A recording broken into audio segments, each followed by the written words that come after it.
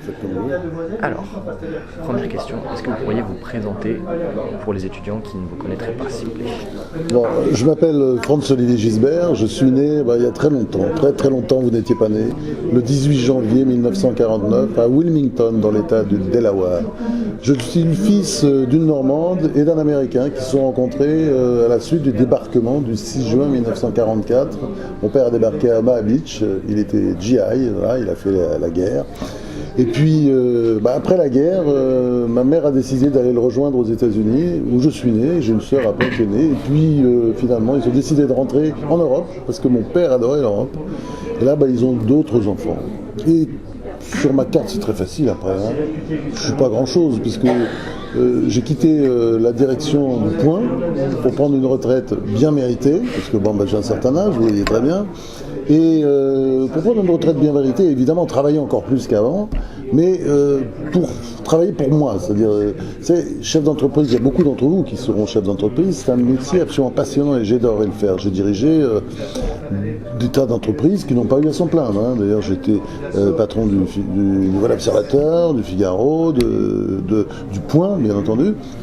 Et ça demande quand même un travail très invasif, parce que vous êtes d'abord tout le temps lié à des horaires très stricts, rigides, je dirais presque. Vous êtes toujours assis, vous êtes toujours en réunion. Et c'est vrai que j'avais envie de prendre l'air. Et depuis, je prends l'air, c'est-à-dire que je vis beaucoup dans le Midi, où est un peu ma vie.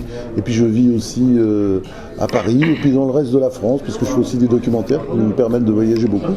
Voilà. Donc je suis, pour terminer, éditorialiste au Point. Écrivain, parce que voilà, j'écris maintenant à peu près un livre par an, je pourrais en écrire 2, je verrai. Et puis, je dirais éleveur d'oliviers, parce que j'adore jardiner, j'ai aussi des citronniers à Marseille, enfin voilà c'est ma vie. C'est vrai que c'est un de mes grands ratages professionnels, peut-être le plus grand.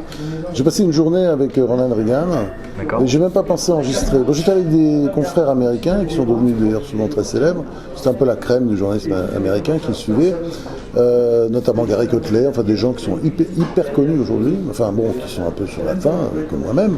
Enfin, moi je suis déjà parti, et eux sont partis aussi d'ailleurs, pour dire les choses. Mais enfin, c'était des grands journalistes. Et ils essayaient de quitter ce qu'on appelle le Reagan Trail, c'est-à-dire tous les journalistes qui suivaient Reagan, parce que Reagan était très très bas, plus bas que de terre dans les sondages. Vraiment, c'était affreux.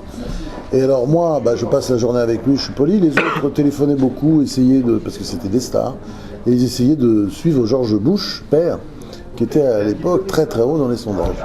Et ce qui s'est passé que je n'avais pas prévu, c'est que le surlendemain, il y a eu un débat télévisé où Reagan, comme à chaque fois d'ailleurs, a littéralement massacré George Bush père, qui a perdu je ne sais pas si c'est pas 20 points dans les sondages de la nuit qui a suivi, parce que c'était sa spécialité à Reagan.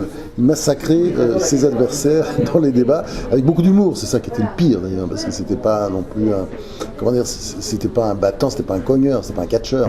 C'est quelqu'un qui, par quelques blagues, réussissait à littéralement exploser ses rivaux. Donc c'est une très bonne leçon, parce que pendant vraiment la journée, on a parlé, je n'ai pas enregistré, je n'ai pas pris de notes. Je me souviens souvent de choses qu'il me disait encore, mais je me dis c'est vraiment un de mes grands ratages professionnels. Voilà, ça c'est un souvenir, parce que j'ai appris à le découvrir.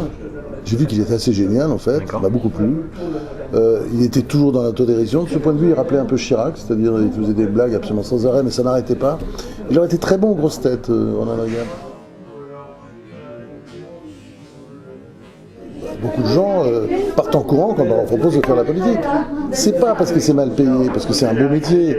C'est un très beau métier, c'est magnifique. Maire d'une grande ville, vous vous rendez compte ce que c'est? Maire de Reims, mais quelle ville inouïe, c'est formidable. On est là dans la cathédrale, on est le roi du monde, c'est merveilleux cette ville.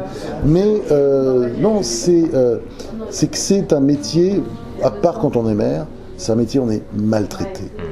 Tous les gens vous traitent d'escrocs toute la journée, vous gagnez pas un rond, pas grand chose par rapport à la masse de travail que vous faites, parce que c'est 24 heures sur 24, 7 jours sur 7, la politique, c'est bien ça, c'est pas de vie de famille, c'est voilà. Et donc, il faut qu'on réfléchisse à ça, nous les journalistes. Il faut qu'on cesse d'être intrusif, de chercher sans arrêt la petite bête comme on le fait, enfin chercher un peu la grosse bête, ça je suis d'accord, mais pas rentrer dans les détails. Évidemment, nous on est là pour dénoncer quand il y a des erreurs qui sont commises, mais on n'est pas là pour traquer à tout prix tout le temps. Voilà. Et on n'est pas là pour faire sans arrêt des chasses à l'homme. Moi je suis contre les chasses à l'homme. D'accord. Merci beaucoup. Merci à vous, merci.